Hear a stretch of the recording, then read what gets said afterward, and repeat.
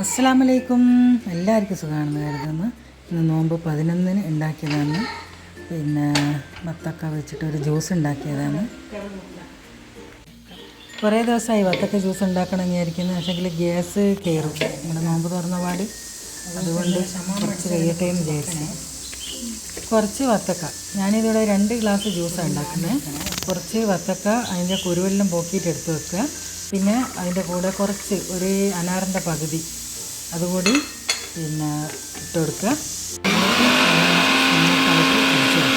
അത് വെള്ളം ഒഴിക്കാത്തത് കൊണ്ട് കുറച്ച് വിഷമം ഉണ്ടാവും. അപ്പോൾ ഒന്ന് ഇളക്കി കൊടുത്തിട്ട് അടിച്ചു കൊടുക്കുന്നത്. അനാറ് ഇട്ട് കൊടുക്കുന്നതുകൊണ്ട് കുറച്ചുകൂടി കളറുണ്ടാവും. പുതിന ഇല ഇഷ്ടമുള്ള ആൾക്കാരാണെങ്കിൽ 2 കുരുമുളക് ചേർക്കണം. ഒരു 2 ഞാനിതൊന്ന് തുറന്നിട്ട് നല്ല സ്പൂണിൽ തട്ടിക്കൊടുക്കുന്നുണ്ട്.